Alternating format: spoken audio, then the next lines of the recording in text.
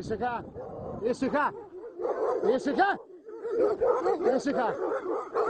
Ήσυχα. Ήσυχα. Ήσυχα. Ήσυχα, Ήσυχα, Ήσυχα,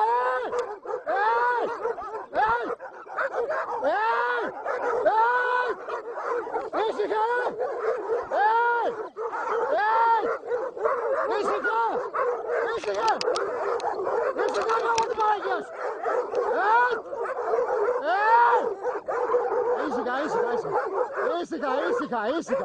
Ήσυχα.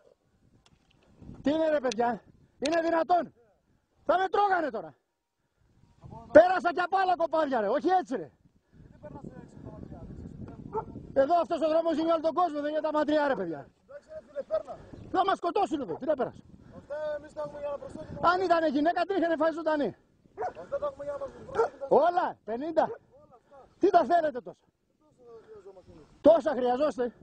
Αν με δάγκωνε τώρα, τι θα γινόταν. Πες τι θα γινόταν. Μιλά σοβαρά τώρα.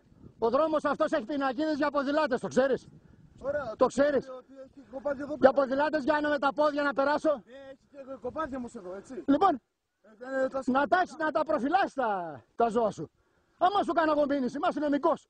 Ξέρεις πόσα εκατομμύρια θα δώσεις στο εξυπότη σου. Εδώ πέρα υπάρχουν και κοπάδια στο Λοιπόν, 1000 κοπάδια περνάμε κάθε τόσο. Αυτό το πράγμα δεν το έχει κανένας. 1000 σκυλιά.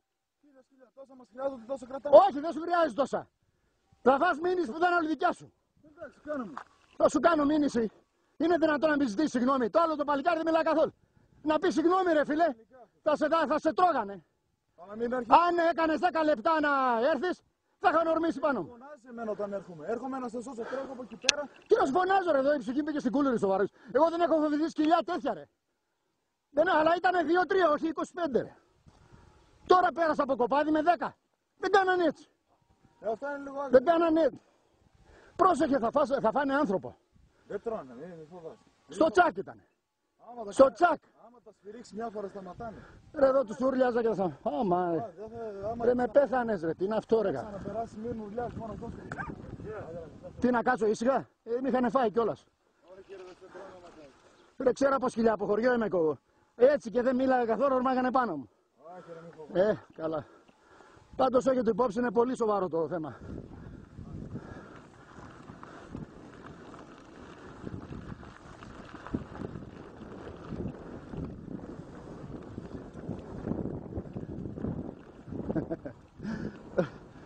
Very good.